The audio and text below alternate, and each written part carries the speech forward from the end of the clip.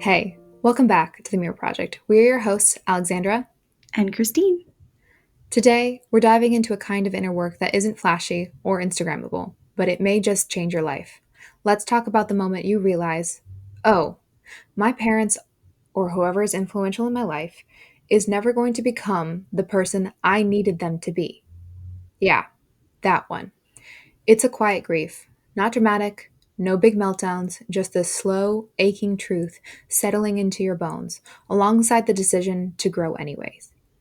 We came across something from Daniel Maté on the In Search of More podcast, and it goes a little like this. The other dynamic with parents and adult children is, as adult kids, sometimes we need to face the possibility, in fact, not even the possibility, the very strong probability that our parents are never going to change in the ways we wish they would. Like in my mind, there are certain things he does that would be so easy to change if he only cared enough. That's my story. Right. But that's an upsetting story, which implies that he doesn't care enough. But as my brother has said to me, what if he's just a 79-year-old guy who's doing his best and he's not aware and it's not personal? Then what do I have to deal with? Well, then I have to deal with, I love the guy. I've been disappointed by him my entire life in some pretty intimate ways. And I can't change him. And all I can work on is myself, and I can make requests, but I can have no assurances or guarantees that they'll be understood or honored, and that's fine. So, this conversation is for anyone doing the brave, quiet work of breaking cycles you didn't start, of healing wounds you inherited, of choosing to evolve even when the people who handed you the hurt never say sorry, and maybe never even see it. We're getting into inherited trauma, a little science, hello epigenetics, and a lot of emotional honesty. Most of all, what it means to reclaim your story when history feels like it's already been written. So, if you've ever wondered, why am I the one doing all the work? Or how do I carry love and disappointment at the same time? This episode is for you. Get cozy, take a breath, and let's get into it. Before we delve into today's riveting topic, make sure to hit that like, subscribe, or follow button on your favorite listening platform. Take a moment to do it now before it slips your mind. Trust us, we're not getting started without you. Let's make this journey together. Okay, so Christine, I feel like a place to start here is kind of looking at like the myth of parental change and a shift towards self-work. Because I don't know about you, Christine, did you ever have that view as a kid that your parents were infallible and like they must know all the answers, and to realize that is not really true? Of course. I think a lot of people can relate to that, and it's a sad day when you realize.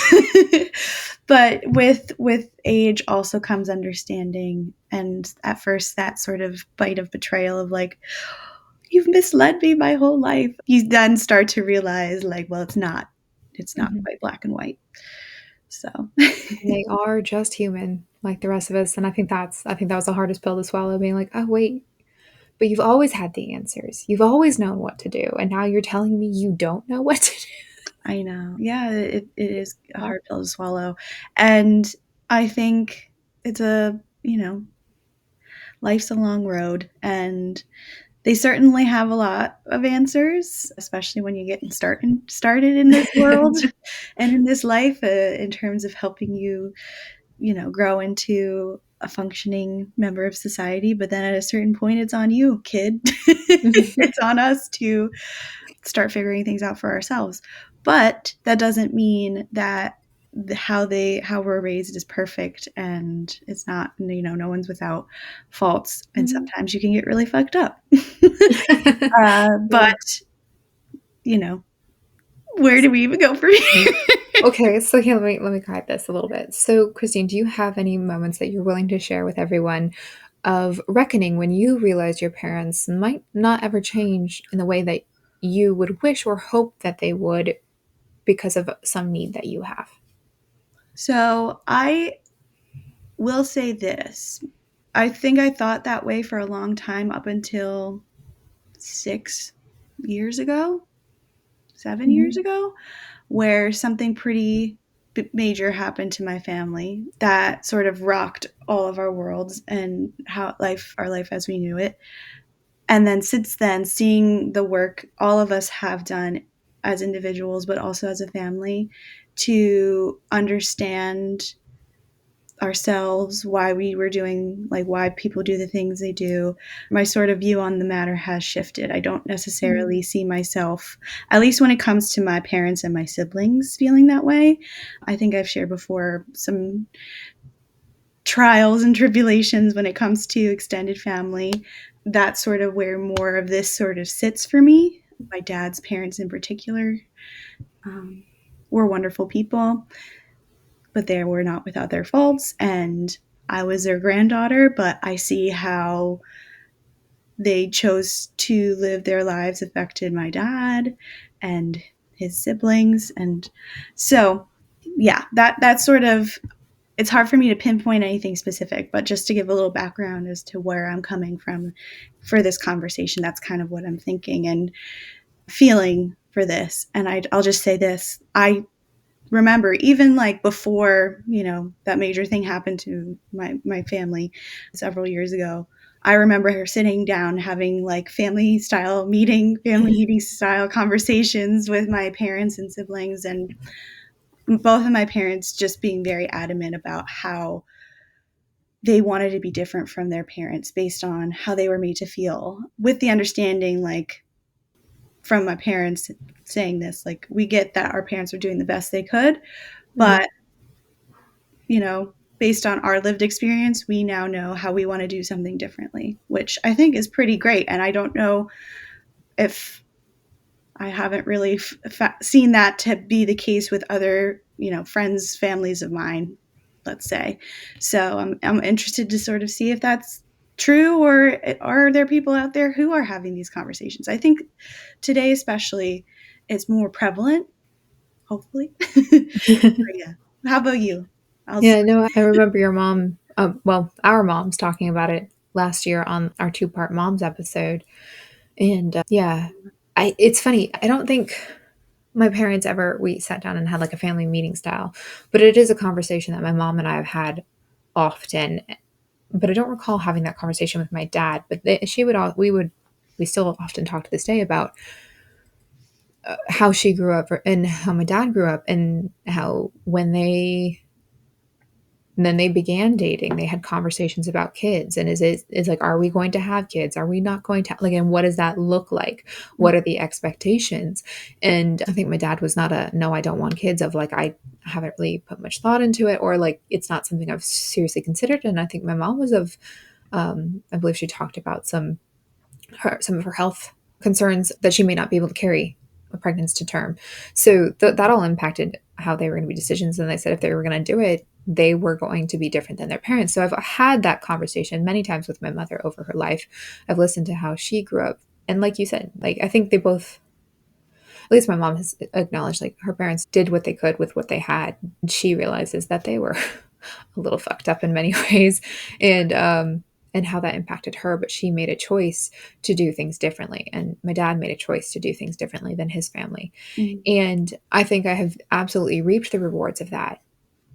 sure. And at the same time, I realize they were still doing the best that they had with the tools, in which, even making that, like you said, it's a huge monumental thing to say we're going to do something differently than what the example we had.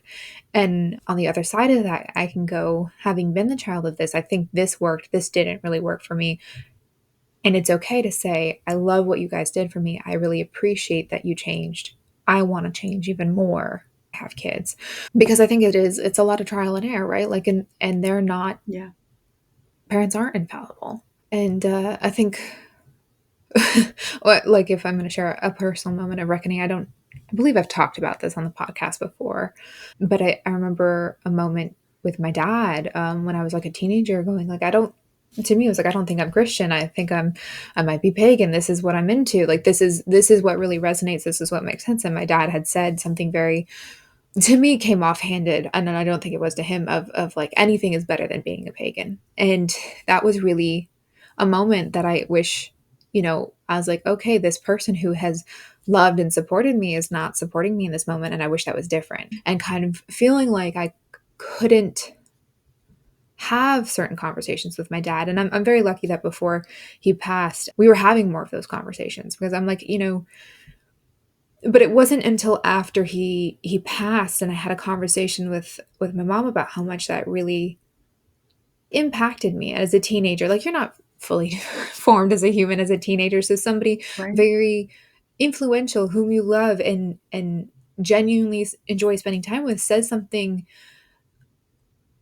quite hurtful about you figuring out who you are. Yeah. Um, and only to realize that through a conversation with my mom later after he passed, that it was more based out of his own fear of how he grew up in associations with words like pagan, other things, that it was a knee jerk reaction for him. It just sucks that I couldn't have that conversation with him. But I Yeah. think towards before he did pass, we were having more like open conversations about what I believed, why I think the way I think, kind of that stuff. So I got some of that, but I didn't get that from him. And it was hard to realize. I'm like, oh, this it was like somebody coming off of pedestal. Mm. So Oh yeah, absolutely. Well, it's really layered, right? It's mhm, so for him to say that he might not think anything of it, like just being an offhanded thing, but for you coming to him is a big step and revealing something about yourself, like you're still figuring it out. Um, and in a way, like being dismissed and told, mhm. like, well, don't do that. Like, yeah, that's really at any age, a parent saying Yeah. something like that to their child, that's a moment of a potential connection, and being shut down makes you kind of gun shy for any situation going forward. And yeah, it has a lasting effect on any relationship. And I would definitely say it was probably why I had a big chip on my shoulder for a while about it, just being like very defensive. Oh, Mhm. people are not going to get this. Like, I had this sort of reaction from my parent. What about random people I don't really know that well or new friends? So it is interesting the domino implication of things. But I think that ties in nextly into the thing of the fantasy versus the reality of parental transformation. What's your experience with that? Well, I like you kind of alluded to at the start, having that moment when you realize your parents don't have all the answers, and like they are, their fallibility is real, just like all of ours are. And even though they're your parents, recognizing and realizing they're human too, they don't have all the answers. We're all still trying to figure it out, but it's it's a tough pill to swallow, and I feel like being the oldest sibling too in a family with three kids. I can only really speak to my experience, but I'm kind of interested to explore that more of like, so I realized it at a certain point because I'm 2.5 years older than one sibling and 6 years older than the other. I kind of feel like maybe me and Nicole started figuring things out at the same time just because we're closer in age. But when it came to Tori, like I sort of took on a different role than Nicole has with Tori when we were younger, like a more mother, like mommy's helper type role. So Mhm. I sort of, and still to this day, sometimes have to reckon with the fact of I just want to protect her. I don't want her to like struggle or have realizations of like being like disappointed by people or family. But that's going to happen no matter what. So yeah, I feel like we've had conversations before about me being the oldest sibling and how that has impacted who I am as a person. I feel like it kind of also plays an interesting role in this sort of conversation as well, because I am the oldest and figuring, having these realizations at a different point than other members of in your family, but also realizing that like my grandparents weren't exactly who I thought they were. Mhm. Mostly because like they weren't they were a pretty like big part of my life, but they weren't necessarily um, a constant presence.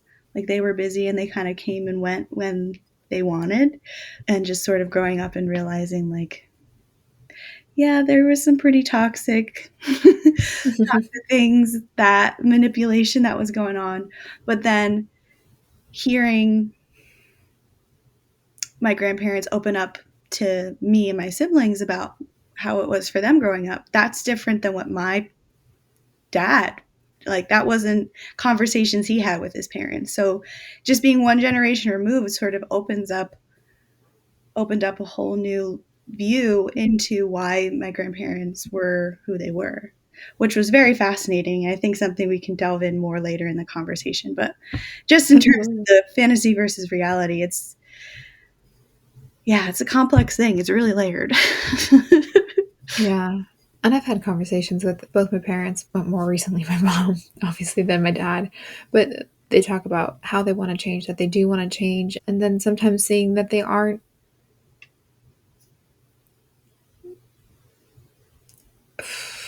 changing, not as quickly in the way that I'd hoped, based on the way that we had a conversation. And this is something my mom and I talk about often because, like, I'm I worry about her health, and having only one parent left, I'm like, please, I want you to stay around for a while. Right. And I don't know that it's I expect them to be the example, but talking. I think it makes me think of talking about doing something and doing something are two different things. And you can really want to do something. You can talk about, like, I'm going to do it, I'm going to do it. But until you take that first step and until you keep taking the small steps every day, because it is difficult work to change. And we have talked about that a lot on this podcast. Like, it is not easy, it is not linear. And it's like, it's something I don't want to nag her about, but it's also something I'm like, please do this. But I want you to be around for, like, when I have kids. I want you to move easily. And she's got stuff with her knees and has had a recent bout of vertigo, and I'm like, I want you to be healthy. I want you to do everything to get well and healthy and move and do the things that you want to do in your life. And I think we've had conversations about how cycles of things, and I'm like, is there something that you're holding yourself back? And then I see that in myself, which I know we'll kind of dig into that in a little bit, of patterns that we repeat. I'm like, is something happening? Because I am, as much as I want to, and I say I want to change and I want to do something, am I holding myself back? And so seeing that reflected in my parents, or in this case my mom, it's really eye-opening. I hope that Absolutely. makes sense. Yeah. I Yeah. think I'm just going to put a disclaimer out there to those listening. We're doing our best. This is really our first time diving into really deep into some of these. So it's a little daunting to also be recording this conversation. So it's not going to be perfect, but story of our lives, right? That's kind of the beauty of what the whole project is. So what you said was beautiful. Makes sense. No worries. Yeah. And I think that shifts nicely because it's like, okay, you know, you don't see your parents change. You're not seeing something you hope to see. And I think it can be easy to go to blame, right? And Yeah. it doesn't necessarily have to be your parents. Like you said, it could be your grandparents or somebody else influential in your life. And you're like, why aren't you changing? Like, how can you not? And kind of turning into resentment. Like, don't you see what this offhanded comment did to me? Yeah. Or can't you see So, what the possibility could be if you mhm, just take that first step? Like you say you want to exactly. do it. What will happen if you actually do it? Like those sort of, but those sort of things that come to mind. But then at the same time, like that's their journey. It doesn't necessarily have Hmm. to like the idea of it's like we heard in that video clip, it's not personal. Well, when it's like your parent, that's really a hard thing to even That's pill comprehend. to swallow, How yeah. can it not? But at a certain point, yeah, maybe it's just not personal, that and it's sort of separating what the fantasy of the possibilities of how this could change and impact our relationship, to like, well, this is the reality and maybe this is the best it's going to be and I need to make the most of it while they're still here because you still Mhm. love that person. Well, actually, mom and I had a conversation last night about some like extended family things, and I'm just like, well, mom, maybe we just need to like have a reframe and a mental shift of how we're going to approach this particular situation. Like, yeah, it sucks, it's shitty, it's really sort of manipulative, and but maybe they don't see it that way. That's how we're obviously feeling, and it kind of is. But but maybe But it's just they like may they just not see don't it see it that that way. way. So let's try and reframe the situation, offer up a different view on the matter, just, and let it go. Try and let it go. It's easier said than done, but yeah. Just let the Frozen song play in your mind, let it go. Sometimes I have to remember that. But then it becomes, hopefully the step becomes, if you're done with blame, you're done with resentment, and it becomes like the with the clip said, what do I have control over? Like what can I do about the situation? I can make requests, but ultimately, like you said, you can't make anyone else change. And if they're not going to change if they don't want to change. Mm, So where does that leave you? And I feel like you and I both have talked about a lot doing the work on ourselves, because that's really all we have control over, yeah. and the ability to affect change. So yeah, I think that's definitely led me into like, okay, you know, all these people talk these big games, right? And I'm like, but if that's something I see and I'm irritated by, and I notice that in myself, then it's something I try to sit down and work on, whatever it may be. So, Mm, mm, yeah, definitely. craving more of our company? Join the fun over on Instagram, TikTok, and YouTube at Mere Project Pod. Dive deeper into our world and engage with us on a whole new level. Don't miss out on the excitement. So why don't we shift a little bit here and take a minute to sort of break down and talk about, okay, what are inherited wounds and how do we break the cycle? So let's start with inherited wounds. What are they? So inherited wounds, also known as generational trauma or transgenerational trauma, are emotional and psychological injuries that are passed down through generations within a family. These wounds can manifest as persistent negative patterns or recurring relationship challenges or unexplained feelings of fear or inadequacy. So I think one way or another, this affects everybody. So here are some examples of what these wounds are. Mm. So, like I mentioned, persistent patterns of negative thinking. This is a situation where individuals may struggle with self doubt, low self esteem, a pessimistic outlook, which which can be rooted or may be rooted in past experiences of their ancestors. Recurring relationship challenges. So individuals may find themselves repeating unhealthy relationship patterns, codependency, toxic relationships, things like that. Attachment issues, which also can be passed down through generations. And then the unexplained feelings of fear and inadequacy. Individuals may experience unexplained anxiety, which I think we should have a conversation around anxiety in the future because I feel like that is quite an epidemic that is just becoming worse and worse through the generations. So, unexplained anxieties, fears, or feelings of being unworthy, which can be tied to unresolved trauma experienced by family. And then finally, difficulties with intimacy and emotional expression, which I think in my regard can be really pinpointed with the men of in my family. May not be the case for everybody, but individuals may struggle with forming healthy and close relationships or may find it difficult to express their emotions openly due to patterns passed down. So with that all in mind, why don't we dive in here and talk about the kinds of emotional patterns or wounds we may have inherited from our parents, family, etc.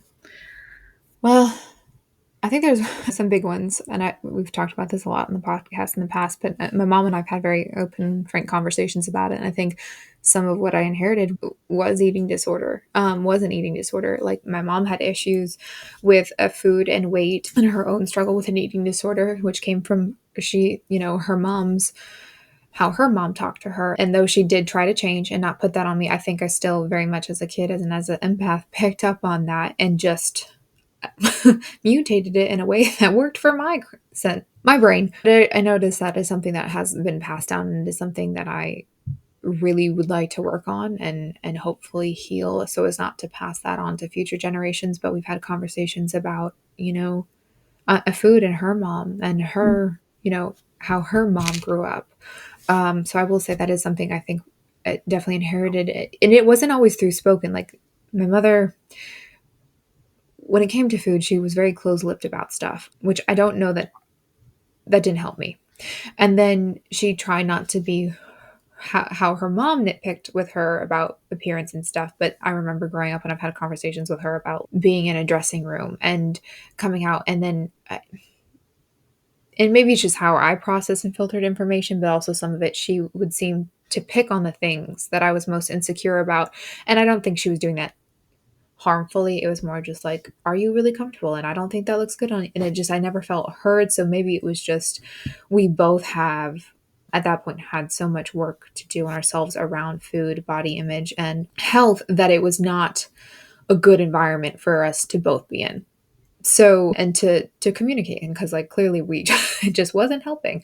So, and that is something, and I definitely think inherited it from like my dad's side. I haven't really given it much thought, but yeah, I think that's the biggest example that's coming to my mind. But Well, that's had a major impact on you and your life and your journey up till this point, so that makes a lot of sense. And I think we have related a lot. I haven't been diagnosed with an eating disorder, but I feel like we've had similar experiences. I mean, being a girl and going through puberty, it's hard to imagine that that's going to be an easy time for anyone. Like, it's mm, never going to go right just because it's one of those things where, like, it's uncomfortable.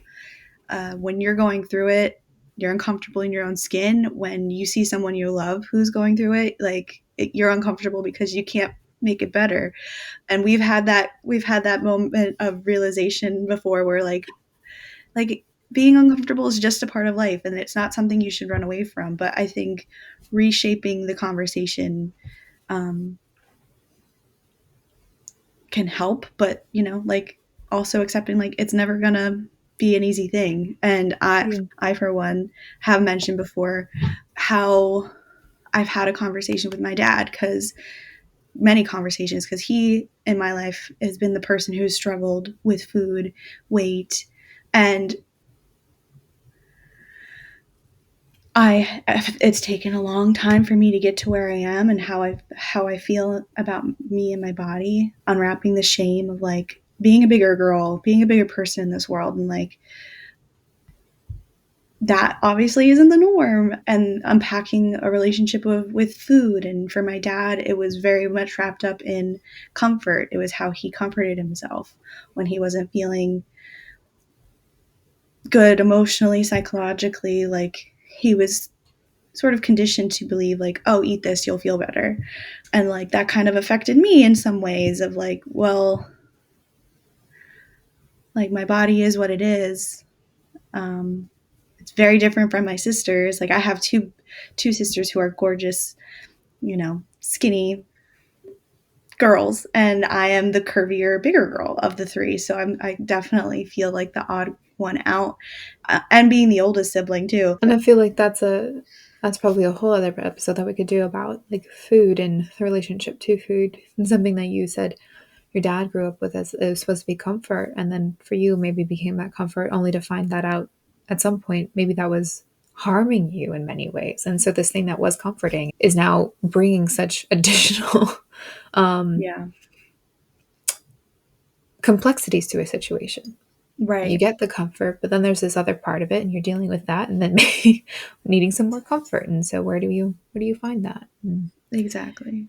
Mm. And similar to the point you were sharing about you and your mom, like I have memories of like having those like weird and uncomfortable conversations with my mom. And now I know like she was just coming from a place of love and wanting to make sure I'm healthy and happy.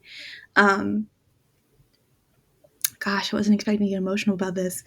But, as a kid, sorry. As a kid, like, you don't see that. It's very hard in that moment when it hits you so viscerally to have an outside perspective. And that's, Right. Yeah. it's like, And because you can't. In yeah. that moment, it just hits you. And my I also, mom grew up as very athletic and like was beautiful. You know, when she grew into herself, she was a very beautiful woman, and she still is. But that is just that's just one version of beauty, and like learning that there's so many forms of that. Anyway, sorry, I didn't mean to cut you off. oh no, it's okay. I lost my train of thought. But it's interesting, and I'm going to use my mom more as an example because um, I know a little bit about how my dad grew up, and it's not been my lived experience, which I'm grateful for, and that he was very different than some of his family. Which I think if he weren't who he was, and that there was more of, let's say, influence of extended family on that side, I probably would be a lot more messed up than I feel like I've been changing. So I'm gonna just kind of veer back to my mom's side. And it's interesting, like my mom and I are very similar yet very different. And it can be due to many, many things, but I tend to hold things, experiences. People say something and I'll hold on to that and go like, this is a character flaw, right? This is something totally wrong with me versus somebody just maybe having a bad day, saying a comment or doing something that had such a profound impact on my life that they might not know about, whether it was a peer or somebody who's older. And something I've seen my mom struggle with is confidence. And in many ways, she is a very confident, capable individual. And I can look at that and I can see like, wow, you do this. But then sometimes she's around certain people and then it's just I see that confidence crumble or she shrink into herself. And then I look at myself and I'm like, oh my gosh, I do something similar and there's many ways where she calls it the kind of the fuck it gene, where it's like people piss her off enough or like say something and she's like, oh, fuck it. I don't care about their opinion. But then around some people, it seems like she really does. And so it's really hard to reconcile the two when we're talking. She's like, I'm this way. I was like, yes, but I actively observe that not to be true in certain situations. And then I look at my own life, right? I have to come back to like me and go, oh, in certain situations, I am confident or I'm gaining confidence. That's something I'm really choosing to work on. And it is, as you said, it's practice, continual practice. It's not something we're perfect at. But then there are other people around that I'm like, oh, I do see that whether it's a physical reaction of your shoulders slumping, your body's kind of coming and kind of curling in and protecting yourself. I'm like, this is something that I do think I inherited in a different way. And I see it, it was reinforced. And how do you change those things? Because I think it also ties a lot into, unfortunately, body weight, image, eating. I mean, the comparison, I feel like is the name of the game there. But oh, I remember what I wanted to say earlier. I think for both you and I, since we are late millennials and we grew up in the late 90s, early 2000s, some of it is also look at the media that was around, the conversations about women, bodies, and food within popular media. And it was just like, that was all. So we inherited some stuff. So we Mhm. already had that. And then we're getting this out external feedback. Right. And, so Like it's we're such a already not huge, accepted in society because of what pop culture yeah. is saying is the ideal standard of beauty and heroin chic and being like it wasn't talked about but like kind of glorifying eating disorders in a sense of like Oh, being yeah. rail thin and all of this horrible like rhetoric. And even at my thinnest, I still hated my body. And it was like kind of a thing of like at the height of my eating disorder, I was like, I just need to get to X weight, right? Like that was the goal. Get to something, get to here and throughout whatever means Right. necessary. And for me that was starving and overeating. I'm sorry, starving and overexercising. And but it didn't fix the thing about the body image. And so it's so interesting. We think, or maybe I fall into that habit. I don't know about anyone else. You think if I get to some place, some X, if I get there, well, then suddenly everything else I'm having issues with, that'll fall into line, right? That'll fix. And I almost feel like, yeah, it doesn't. I think you almost have to go the other way first. You have to fix, in this case, the issues with body image and how I view myself before I can, if I ever make it to that goal weight, then I can actually truly accept and be happy there because I'm now happy with my body. So, Mm. anyways, that's No, a yeah. long Hearing answer. I don't know, I'm just sort of thinking about like hearing how that all impacted you. And I think for me, I just was in a sort of space of denial. Like I wasn't willing to even think, like I tried to not even think about it for myself. And then whenever a conversation might have approached, I was like, yep, let's change the subject. I already know what my reality is. I don't need to dwell on it. Got it. And so like, that's how uh, I guess protect myself in a way.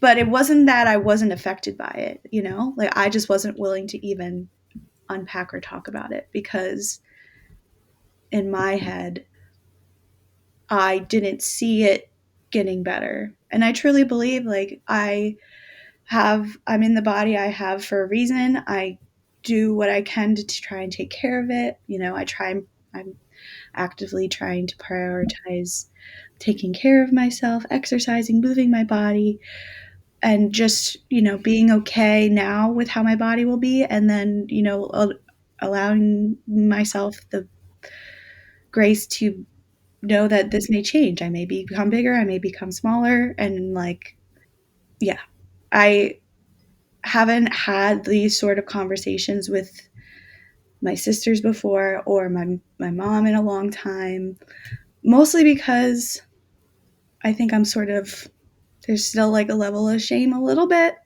and I don't want to like necessarily go back to that time when I was a kid feeling the way I was feeling. So maybe this is a whole nother conversation, but let's bring it back around here. But I think you hit on an interesting point there, shame, right? Like shame about whatever trauma you've inherited or something that you're experiencing. It does kind of keep your mouth shut about things and to break down that the barrier of shame so you can talk about it. Maybe that'll be helpful because I know that we've talked on the podcast before, and that we in our friendship we've talked about it, that you seem to process very well by talking things through and to have Yeah. something that inhibits the ability to talk about it.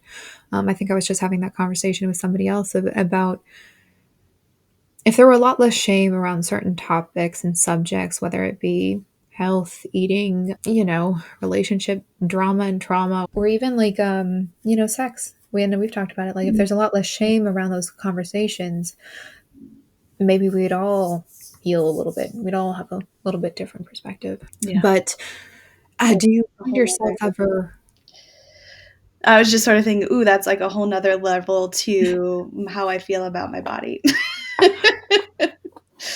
So, conversation for another day. You were So saying, we'll stick a pin in that, come back. yeah. Another episode, maybe down the line, or not an episode, who knows? Do you ever find yourself repeating a behavior from your parents or somebody very close to you and important in your life that you said you would never adopt? That's a really good question. I don't know if I have. Do you have one? Sometimes I razz my mom a little bit about like, she never says that she's wrong or that I'm right. And she does. I will admit it. So, Mom, if you're listening, please, I do acknowledge that you do say I'm right sometimes. But I think that was something very light here that I have seen her repeating and I've seen her done. Wow, words have seen her do, and just very like this is the way it's happened. My memory's an elephant. Like I have the memory of an elephant. I remember everything, and I'm like that is so not how that event happened. And sometimes I'll do that. I was like, oh, yep, said I wouldn't do that. Let me reframe, and I may just go like, okay, that is not how I remember this event. This event, and it doesn't even have to be with my mom. It can be with anyone. It can be like, ooh, okay, this is the experience I had here. You having this experience. That's so in a broader conversation, it's like, what is truth? The truth is always like double what is truth or what really happened because it's all people's perspective and how you remember something. But that is neither here nor there. Another funny example is like, I was like, I'm never going to be like my mom in directions. And I am very grateful. I do have a sense of direction, but my mom does not. I'll just I never will forget say, when we were trying. Was your mom driving when I came down to visit and we were trying to go visit? Was it your dad? yeah, And then oh we yeah, like were on. We put in an address and it was like we ended up in some random. I was like, what is happening right now? And I was like, and I remember because mom, like, in irritation, hands me the phone and she's like, by the way, what she means when we go visit my dad, visit like the grave marker where we have some of his ashes with his brother. But yeah, we put an address. I'm like, I don't think this, we're driving in a part of that town. I was like, I have never seen this. Where are we? And I'm like, Yeah, can you please just go left? And she is like, no, I'm gonna go she was right. very adamant about following whatever direction she was having. She's like, I know it's this way. And I'm like, I don't think it is. And it's so funny because like my mom also has some dyslexia, so it wasn't a surprise when I had some, but she's very directionally dyslexic. And I have caught myself, my friend Suzanne gives me a little bit of flack for it on our walks. And I'll say like right or left. And sometimes I mix them up, but I'm trying very hard not to because I see my mom mix them up. And so my mom will do something funny where she's like, okay, if I'm driving and she's like, go left, but her Yeah. hand is directioning to the right. And I'm like, Which which way do you mean? direction? And she's like, you know this. You always follow my hand, not the words coming out of my mouth. So, Okay. and it was funny. I was on a trip driving with my mentor, and I said, okay, up, up here you're gonna go left, and she's like, I don't do that. Like, just point. That doesn't know. And I was like, okay, so people in my life, it's follow the hand Follow the movements, not hand. necessarily the Follow words. the gesture. Oh, that's Yeah. funny. I guess as you're listing off some things, I don't know if I necessarily catch myself repeating things that I swore I never adopt. I catch myself like, wow, this is a really mom thing I'm doing right now. Like when my sisters are home, love them to death. I don't know if they would listen to this episode or not, but if they are, I love you guys to death. But they'll leave lights on and they'll leave a room. Now, I have very, very visceral memories as a kid of my mom getting so mad about leaving lights on in rooms that we're not in, that so much so, like, I feel like it's just become ingrained in me that I now get upset when I see that they don't turn lights off when they leave a room. And I'm like, wow, this is very mom of me right now. But that's like one funny one that came to mind. But I think when it comes to you know seeing my dad and how he handles things, like when it comes to frustration and like when things don't go his way, just seeing how he sort of has responded and reacted to sort of situations, like I know that's not how I want to, so how I would want to react. So when what I do sort of maybe react like how my dad might have, a lot of things sort of go through my mind of like, shit, this is not how I want to deal with this. Why am I letting this affect me in this way? And like, if there's people around, like it just sort of it compounds itself, and it becomes Mhm. bigger than I guess it really needs to. So then I become very apologetic to those around me, like, I'm so sorry, this is not how I usually am or how I react to things. And I become very like hyper aware. And maybe I'm just Mm. sensitive in that way of not wanting to cause harm to those around me. So, yeah, that's kind of a very complex thing. Yeah, absolutely. So, do you ever think about like what it feels, or maybe what is your experience for taking responsibility for healing something you didn't cause, whether somebody made an offhanded comment and you're like, well, shit, now I'm stuck here holding the bag of all this I didn't intend to deal with. Yeah. But now that I have it, what can you walk us through what that kind of feels like to So you? I think for me, this rings true in like an even deeper sense, right? Because I feel so. You and me are very similar. I believe I'm an empath as well. I'm so hyperly sensitive to people's energy around me that I want to try and sort of I take more on than I need to in those sort of situations of taking on like people's emotional well-being. So adding on this layer of what it feels like to take responsibility for healing something you didn't cause, buddy, whoa, I feel like it's so daunting of an idea that at times I push it down the priority list because Mm. like even approaching that is a lot. And it takes a lot of bandwidth, emotional bandwidth to start to unpack all of that. But I think it's important. It's really important work, something that can be done in a really sort of safe environment, therapy. If you have a person you feel comfortable opening up to and talking things out, like Alexandra said, I am a processor and I process by talking things out. And I have my people who just know, like, I just need to talk this out. And sometimes it gets to a point for me where there are situations, they're not very often, but where talking actually like doesn't, I get focused on, I'm not able to communicate how I'm really feeling. Like all the words coming to mind don't really accurately capture how I'm feeling. So in those situations, I can shut down. But yeah, that's sort of how I feel about the thought of taking responsibility for healing something I didn't cause. What about you, bud?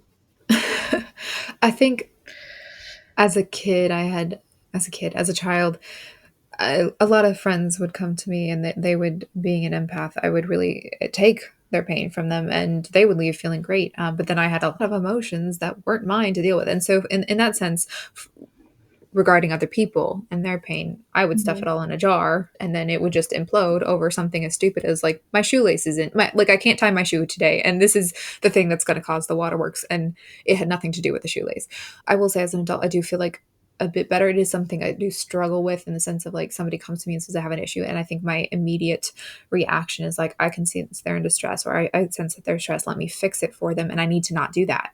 I need to not do that unless somebody's like, help me fix this, just for my own emotional boundaries. But when it comes to inheriting, like it's like getting something, being responsible for healing something that I received from somebody else who, like here's a concrete example, and it's very much tied into some eating disorder. So sorry for those who are listening if you're like tired of hearing about this, but this is like a big thing and has been in my life.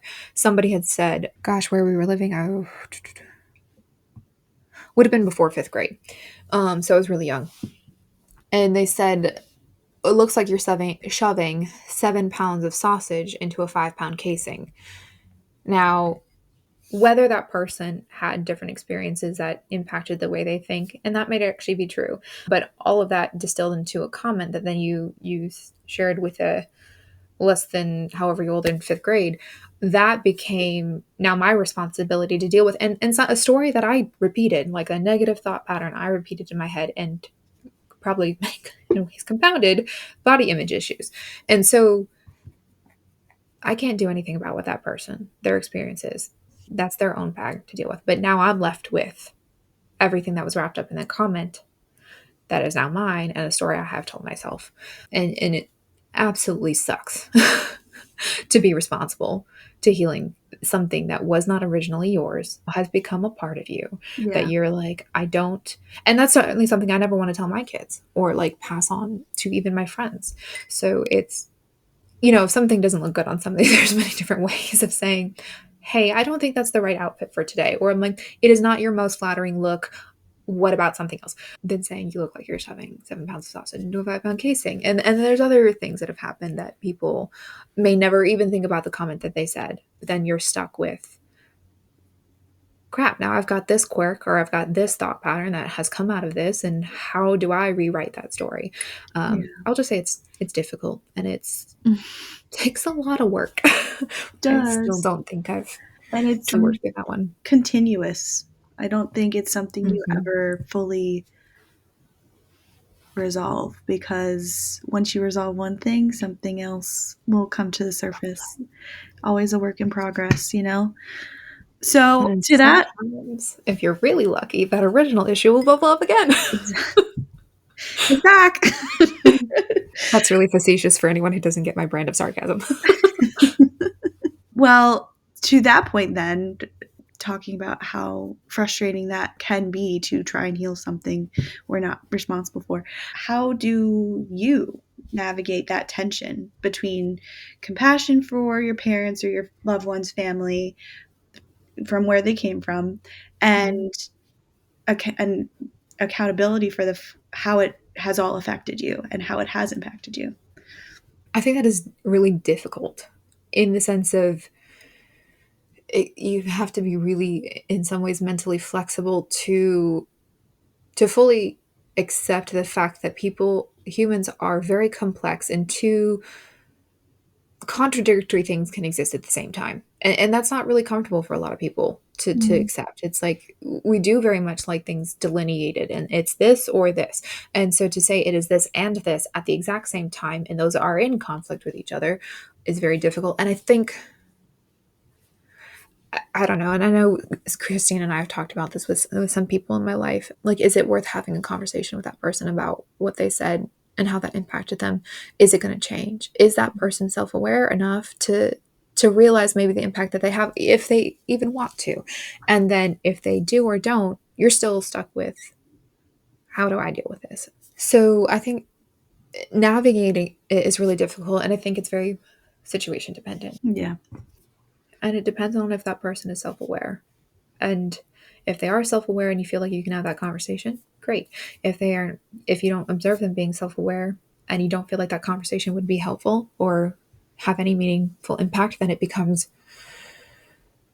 I think you become accountable for how you interact with that person, whether it's limiting time with them, whether it is you love them but you don't talk about certain things, which I don't know. I think I'm still learning how to navigate those kind of situations. To your experience, Christine.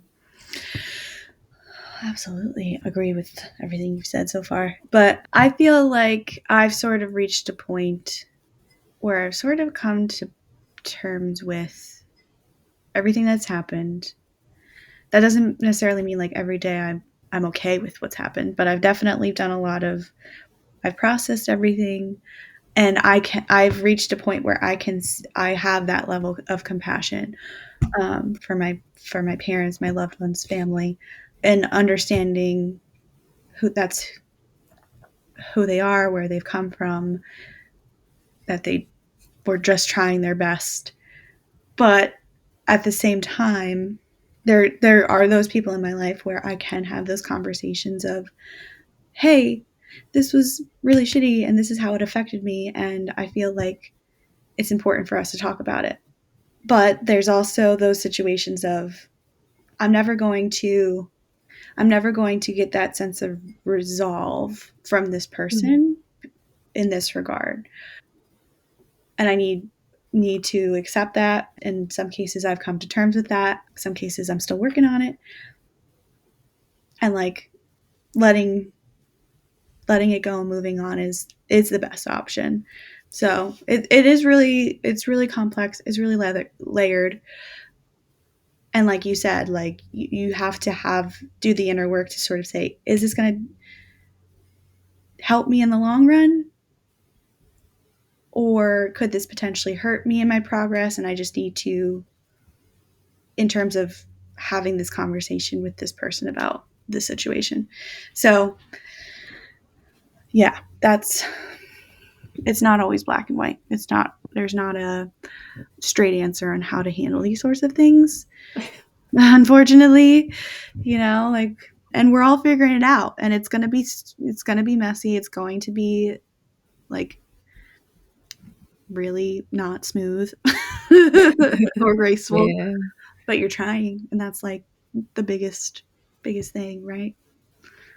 And Yeah. that's big change from where people before you have come from. I feel like that leads us next nicely into what we wanted to next talk about, in the sense that our bodies remember the trauma, whether we inherited in this lifetime or from our parents or previous generations. And I know that we've both talked to examples of, body weight and image and health and stuff. And so I feel like that'll come up. But I feel like, have you done any research or looking into like how the body remembers trauma or emotional patterns and how they can be passed on from, different, family lines, such as epigenetics? I know that we're not really getting into the whole science of epigenetics and like the science of inherited trauma. Um, but do you feel empowered knowing about that there might be a biological factor to that? Or do you feel burdened by knowing that? Burden's an interesting word. I don't know if I feel burdened. Do you? No, I think it's No. reaffirming. It's like I'm not crazy. Like, this is a thing. I do believe it. It makes sense to me. Like, of course, that has a lasting impact on the world around you. So why wouldn't it have a lasting impact on you, like who you're made up of? So Yeah. I think it's really sort of reaffirming. I myself haven't dived in um, really heavily into any research on this, but excuse me, but I'm really sort of excited, hopeful about this. I hope it becomes, more researched and brought into the conversation about why we are the way we are. And it can be a really helpful tool when you start to do the self work on yourself in therapy, and just having the self awareness, like Mhm. knowing how, but not using it as an excuse to avoid Mm. things and like, oh, this is just how I am because of genetics. No. Yeah. Like a sense of It's a like, contributing factor, but it's not an excuse for you to not do the work also. So how about you? Have you done any research into this sort of so not any in-depth challenge? research. It is something I'm definitely would like to look into a little bit more, particularly as like my thoughts and philosophy about life have grown and changed over time. And I do wonder if somebody listening does feel burdened by it. I'd be curious to know what that sense is because I don't feel burdened by it. I think it is very interesting and like you said, reaffirming to go, oh hey, maybe there's a reason, particularly if it's a something that you inherited and your family's like, oh, so and so used to do that, like great aunt so and so. And it's not somebody you've ever interacted with, and you're like, where does this weird habit, this strange quirk come from? I think in that sense, it's kind of reaffirming. But I wonder if somebody does feel burdened, if it's because it feels inevitable and then Mm-hmm. therefore inescapable. But I think that ties into to what you were saying. It's not an excuse to not work on yourself. Mm-hmm. I will share a definition from the John Templeton Foundation that epigenetics is the study of changes in organisms that occur when non genetic triggers switch on genes on or off. So I think that's really interesting. And then of course that, replicates down the line. So if anyone's interested, I would definitely recommend looking up the What is Genetics article from the Templeton Foundation. It kind of goes into some of like this inherited trauma that we were talking about, and it is an interesting read, but too long for us to fully cover on the podcast. Yeah. um, We'll include it but in the yeah, show notes for yeah. easy access. So okay, we've talked about this, and like you just said, it's not an excuse not to work on yourself. So what are some ways that you have worked on healing yourself that may benefit when you have children, or your nieces and nephews, or their family, Mm. or even friends? Well, to the point I made earlier of like how I coped with things, and especially in regards to body image and weight, I just sort of avoided things. I feel like I've done the work to not necessarily do that. Like when the instinct arises, that's how I want to deal with a situation. I sort of stop and sort of like make the note to be con consciously dive deeper into why is this the immediate response I have to this situation. It sort of helped me in terms of processing things. Like Alexandra mentioned, I do talk things out. I also, have seen how my parents have navigated certain situations within the last 3 years with their relationship, and as a result, my relationship with them. And I've sort of taken note of, okay, I would do this differently with my children, but I want to have that similar relationship like my parents and I have, but maybe I'll go about it differently in this regard because you know we are we're all different, and we want have opinions on how we want to approach things, and that's okay too. So I just feel like I'm a more self-aware person because of everything I've gone through. And that doesn't mean I don't want to still do the work. Like I still want to seek therapy. I feel like that's a great way to really hold myself accountable for a lot of things I say I want to do for myself. And I feel like it'll help me make me a better friend, a better daughter, a better sister, a better partner. So, yeah, that's what I've been doing. How about yourself, my dear? Your Well, turn. you know me. I love therapy, so it's definitely something I've been working on, and particularly thinking about like the food and body image because that's come from my mother's mother, my mom, me. It's definitely something I want to work on before I have kids because it's not something I want to unintentionally pass down, and hopefully that I can and change history a little bit, at least within our family, that they won't have the same issues and hopefully no issues. And if based on my own experience and how my mom helped me through it, and we did the best we could with the tools that we had. I know we talked about that in therapy episode of finding the right therapist is very important. Yes. And how you talk about food or nutrition. It's something I'm trying to rework for myself. Like food isn't good or bad. It's a lot of things in moderation, but what is so it's trying to figure out for myself what doesn't trip those triggers of previous negative habits so that I don't accidentally install those buttons for my Mm, kids. And it's also making sure that I'm not just supplanting one word for another. Good is healthy and bad is not healthy. yeah. Finding balance to be adaptable and flexible. I think that's something that I definitely is something I try to work on, even if it's obviously therapy is one of the things that I do. I also listen to a lot of self help things, metaphysically, of like affirmations, but also positive thinking. But I know we have talked about in a previous episode toxic positivity, not that, making sure it's not that. But what is something, how do you rewrite those negative thought patterns that can be inherited?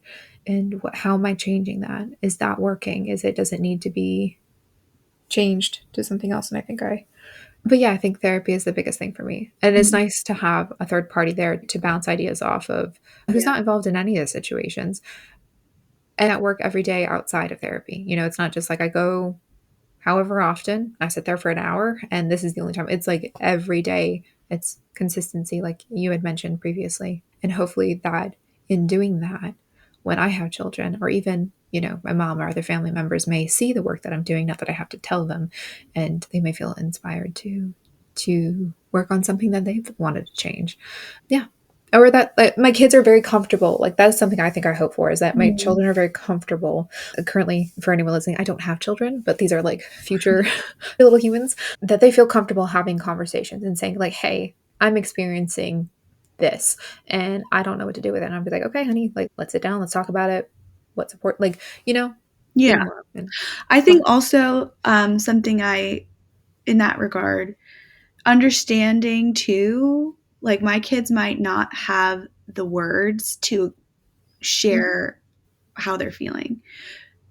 So being aware, like, of where they are developmentally, what stage they are in their absolutely. life, what sort of possibilities could happen, and sort of doing the work to properly engage in a conversation with them to let them know they are in a safe space so that when they are able to have like the vocabulary and like the ability to communicate things, they know that I'm a person they can come to do that. And I feel Mhm, like in a lot of ways I love how my mom has established a relationship with each of her daughters, myself and my sisters, because all of us are like, mom, she's like our ride or die, like the person we go to for everything. And my mhm, dad too, like he has, in a lot of ways, he's like our go-to for a lot of different things as well. He has made his mark on each of us. So those sorts of things I am conscious about. I want to bring into my future relationships, my children's relationships, and understand like I'm not gonna be able there's gonna be some things that I fuck up, and like mhm. no one's perfect, but that's the beautiful thing about it as well. Like that's what makes us all human. That's what makes everybody's experience on this earth different. So yeah. Well, and it's interesting that you bring up like developmentally children may not have the vocabulary, and it may be a really interesting thought experiment to think about. back when, you were a kid or we were kids? Were there times that we tried to express something and we didn't get the response from our parent or a caregiver that we wanted? And is that something that we can remember? So if we see like our children kind of doing the same, whether it's a behavior or a pattern, Mm. shut down, kind of like, oh, that might be a cue to go, something's there, Yeah, change the approach kind of thing.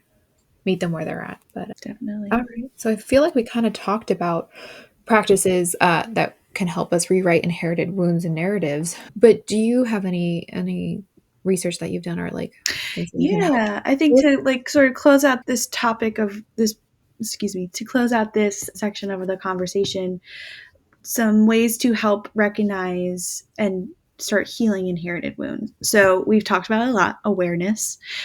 First step, identifying the patterns and behaviors that may be inherited. That's the first step towards healing. So once you do that, let's hit the ground running, keep that momentum. Next would be exploration, exploring family history and understanding the experience of ancestors that can help provide insight into the root cause of these wounds you've inherited. Next, start that healing journey. There are various approaches. We've talked about several: therapy, mindfulness, somatic practices, community based interventions. These can all help individuals heal or start to heal from inherited trauma. Then there's also the possibility that you might have to do some reparenting. So that is a process that involves developing the emotional regulation and self-soothing skills that weren't necessarily provided by your parents, loved ones, caregivers, etc. And then finally, forging a new path forward. By recognizing all of this and addressing these issues, you can break free from these negative cycles and start to create a life that is uniquely yours. So Mm. I hope you all enjoyed this conversation today. Yeah. I know I wasn't expecting to get emotional there, but I'm me. So that's always a possibility, I guess. Alexandra, is there anything else you want to share before we close it I out today? was going to say that seems like what you shared, that roadmap is not just a roadmap for inherited wounds, but can be tweaked to work on any sort of self work. Absolutely. So that's a really nice, a little blueprint for everyone. Absolutely. Yeah, a little step by step. Yeah. But otherwise, it's been kind of fun to delve into some of this. Fun? It's been a good conversation. It's good. I It's been a good feel a little conversation. lighter. I always loved these sorts of chats with you, but I also hope that this has helped a lot of people. It certainly has helped me a bit today. I'm excited to start my day and sort of see where this mood takes me. feeling good already. So maybe this episode didn't exactly give a tidy resolution, and honestly, I think that's kind of the point.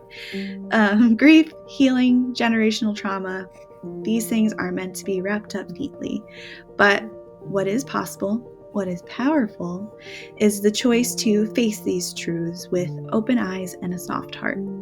If you're doing this work, this quiet, often lonely, deeply courageous work, we see you. We're right there with you.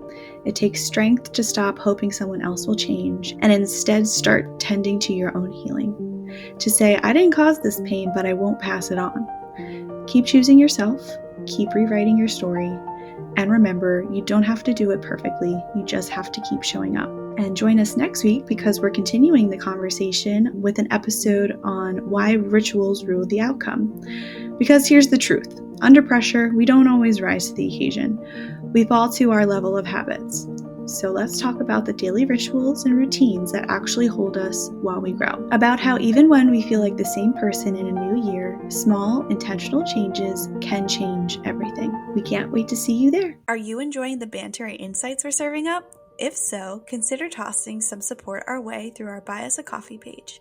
Every bit helps in fueling this passion project of ours. Find the link in our show notes or visit our link tree. We're immensely grateful for your generosity.